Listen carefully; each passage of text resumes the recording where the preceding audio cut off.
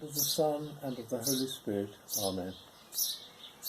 Faced by a scourge like coronavirus, we're sometimes tempted, like the poet Yehuda Amichai, to question what the role of God is in all this. Is he just not there? Is he just not listening? Is he just, in Amichai's words, the eternal alibi God, wasn't there, didn't see, didn't hear, was in some other place? We find it difficult to believe that an all-powerful and all-loving God could allow suffering like this, like AIDS and like Ebola, to plague the humanity that he loves. Is there something wrong with our belief, we ask ourselves? And yet God is present in all this. We find him above all in the reactions of the human beings around us. Some of you may remember the Zeebrugge disaster, in which so many lives were lost. Archbishop Robert Runcie preached a remarkable sermon in the aftermath of that disaster, in which he described that moment as having paradoxically been one in which he had seen God's love at work.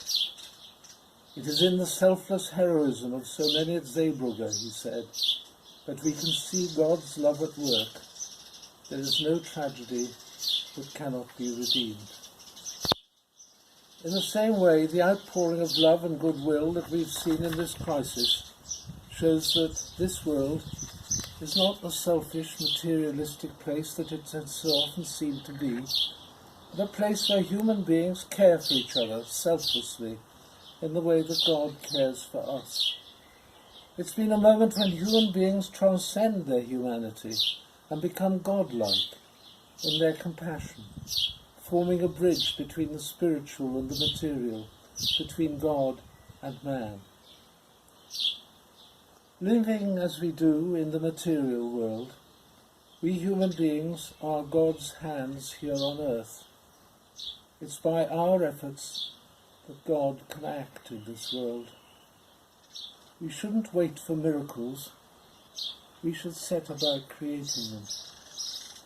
Belief in an all-powerful God does not absolve us from doing God's work. His promises never fail, but it is through the collaboration of the spiritual and material, of God and man, that God's will can be done. Many of us, myself included, have recently been very much on the receiving end of the loving care of others. But we too, I'm sure, even when housebound, want to do our bit, want to participate in this explosion of generosity. And our help is very much needed.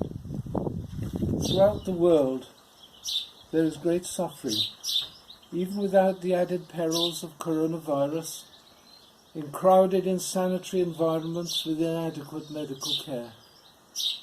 The charities that try to help are in serious financial straits and finding it ever harder to cope. None more so than Christian Aid, whose week this is. If any of you want to participate in the outpouring of generosity that surrounds us, a donation to Christian Aid would be one way to do so. I'd like to finish with a quotation from Rabbi Jonathan Sachs. He's pointed out to us that even if we cannot solve the problems of the universe, we have our role, however small or inadequate that may seem. He puts it far better than I ever could. Our job is not to understand, not to be reconciled to the pain and suffering of the world, but to strive for good in the short term, not just in the long. In this world, not in the next. From the perspective of time and space, not infinity and eternity. God asks us not to understand, but to heal, not to accept suffering, but to diminish it. In the name of the Father, and of the Son, and of the Holy Spirit. Amen.